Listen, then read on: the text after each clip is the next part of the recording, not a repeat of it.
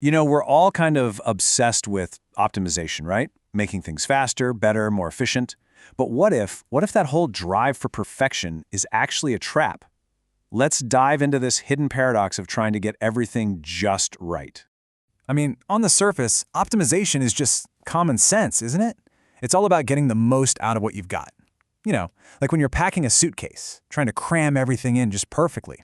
Or when you're figuring out the absolute fastest route to work. It's just finding that sweet spot to get the best possible result.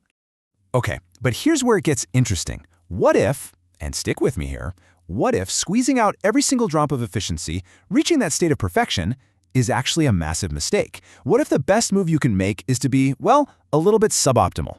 And that thought leads us right into our first big idea, what we're calling the optimization paradox. It's this wild, counterintuitive idea that trying to be absolutely perfect for the world today can make you incredibly, dangerously fragile for the world of tomorrow. So to really get our heads around this, let's use a little story. Imagine there's this insect species out there, and it's evolved to be a master at just one thing. It's perfectly, almost beautifully adapted to do this single task. And that one thing, it's feeding on the nectar of one very specific type of flower. And hey, for now, it's an amazing strategy, right? In this environment, it's absolutely thriving. There's no competition, none at all. It's the undisputed king of its tiny little world. But here's the catch. Environments, they never stay the same. So maybe there's a sudden shift in the climate, or a new disease sweeps through, and boom, that one specific flower it relies on, it dies out completely. And just like that, the insect's greatest strength becomes its Achilles heel, its fatal flaw. That perfect adaptation, that thing it optimized for, it's just become an extinction trap. It was perfectly designed for a world that literally just vanished. And folks, that right there is the paradox in a nutshell. When you become perfectly efficient for today, you give up the flexibility you absolutely need to survive tomorrow. The very act of mastering the current game makes it impossible for you to play when the rules suddenly change. But wait, it's not just about things changing on the outside. The other part of this trap is actually internal. See, optimization doesn't just happen in a vacuum. Your past, your foundation, it dramatically, and I mean dramatically, limits your choices right from the get-go. Let's look at Nintendo's story. It's a perfect example. They didn't just wake up one morning and decide, hey, let's make video games. No way. They started way back, making playing cards. Then, they cleverly used that same distribution network to get into the toy business.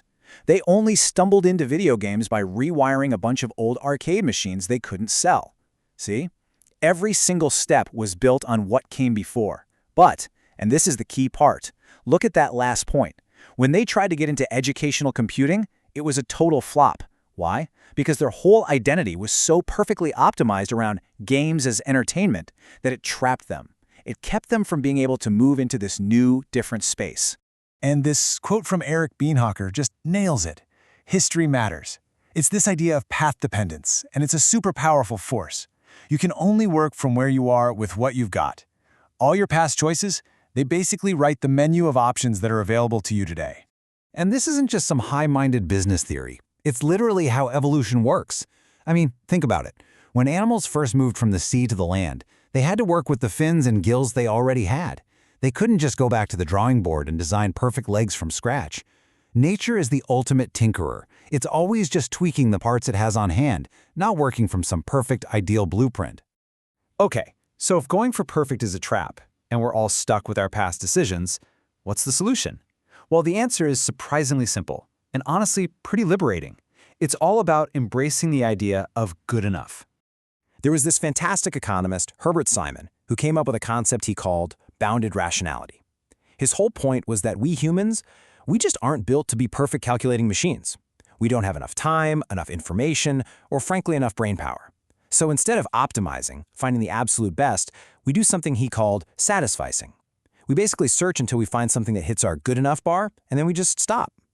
Think about it. When you're looking for a restaurant, you don't analyze every single one in the city, do you? Of course not. You scroll, you find one that looks good, and you go. That's satisficing. So this really splits people into two camps. You've got your maximizers. These are the people who have to check every single option to make sure they're making the absolute 100% best choice. They take forever to decide, and ironically, they often feel more regret afterwards.